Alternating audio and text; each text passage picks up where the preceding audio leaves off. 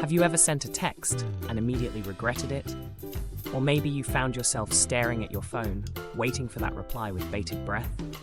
Well, you're not alone. Welcome to the world of anxious attachment and texting, where the simple act of messaging can feel like navigating a minefield of emotions. I'm Gillett, and today we're diving into these quirks with a touch of humor and a lot of relatability. Picture this. You're crafting the perfect text, hit send, and then panic. Did I say too much? Not enough? Why haven't they replied yet? It's a dance many of us know all too well. But fear not, we're here to explore why these feelings arise and how they play out in our digital conversations.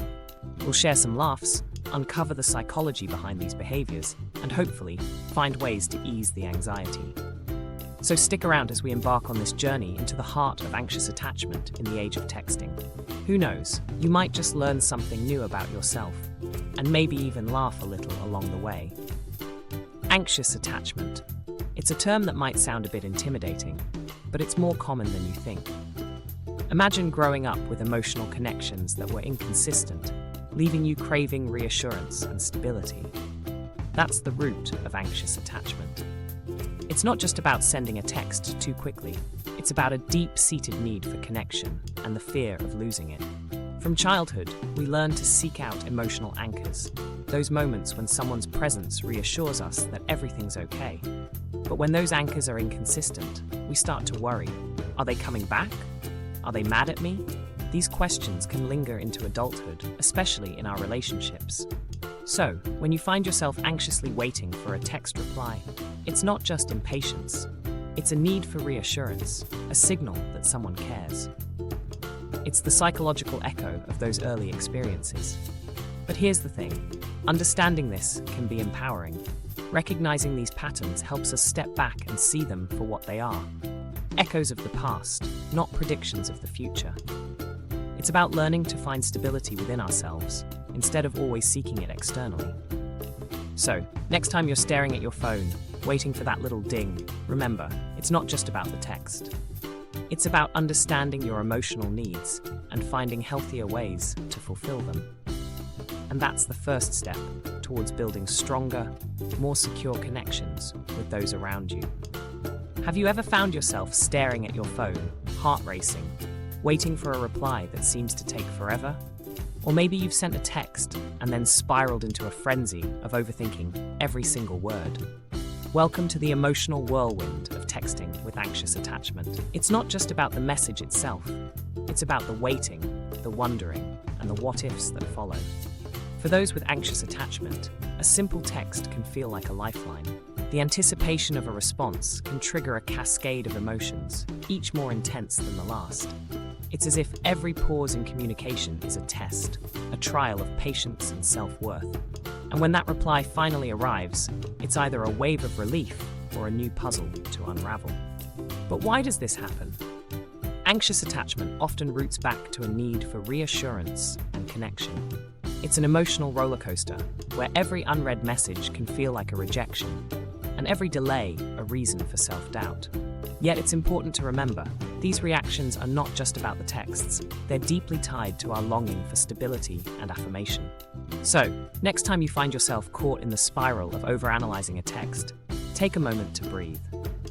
Know that you're not alone in this journey.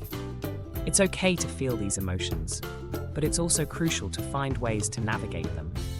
Because at the end of the day, it's not just about the words we send, but the connections we seek to build. Alright, so let's dive into how we can manage anxious attachment without spiraling into a texting frenzy. First off, let's debunk a myth. Coping isn't about sending more texts or waiting anxiously for replies. Instead, it's about finding balance and healthier ways to manage those emotions. Therapy is a great starting point. It offers a safe space to explore your feelings and understand the roots of your attachment style.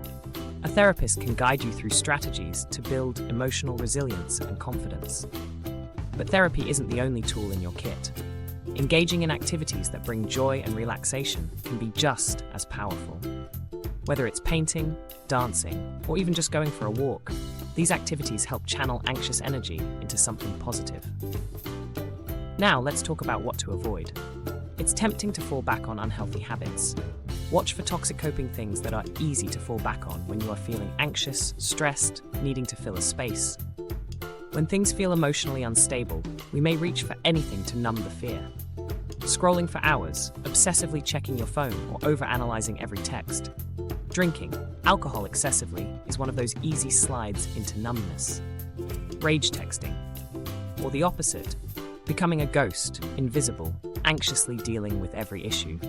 Just shutting down completely, looking for any possible sign that you're hanging on to stuff that needs to be let go of. Clingy, needy, or not fully trusting, always on alert for signs of abandonment.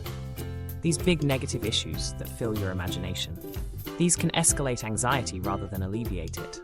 Rather, or instead of, replace this stuff by turning your focus on grounding techniques, like deep breathing or mindfulness, to stay present and calm. Open communication. Accept the positive things your partner says about you, or those encouraging notes from friends, co-workers. Maybe even start that "I love me" book that you have always talked about. Remember, the goal is to nurture yourself, not to feed the anxiety beast. Building a supportive routine and seeking out positive connections can make a world of difference. By embracing these strategies, you're not just coping, you're thriving.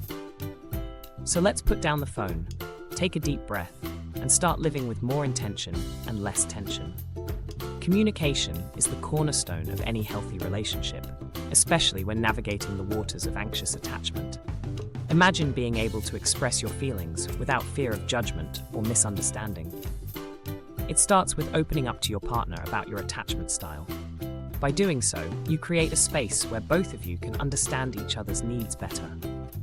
Picture it as building a bridge, where each conversation lays down a plank, bringing you closer together. When you communicate openly, you not only share your thoughts, but also invite your partner to share theirs, fostering a deeper connection. Understanding your partner's perspective can ease the anxiety that often accompanies attachment issues. It's about breaking down those walls of fear and uncertainty, and instead constructing pathways of empathy and support. Remember, communication isn't just about talking, it's about listening too.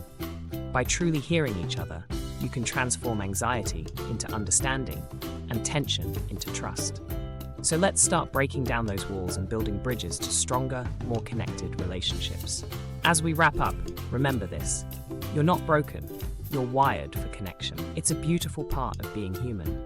Embrace it and let it guide you toward thriving relationships. Through understanding and self-awareness, you can transform your anxieties into empowerment. Each text, each conversation is an opportunity to connect on a deeper level. So, take a breath, trust in your ability to communicate, and know that healing is possible. You're on a journey, and every step forward is a step towards a more connected, fulfilled life. Thank you for joining me, Mike Gillett, in this exploration of anxious attachment. If you've ever felt seen or understood today, drop a heart or a brain emoji in the comments below. Until next time, keep connecting and keep thriving.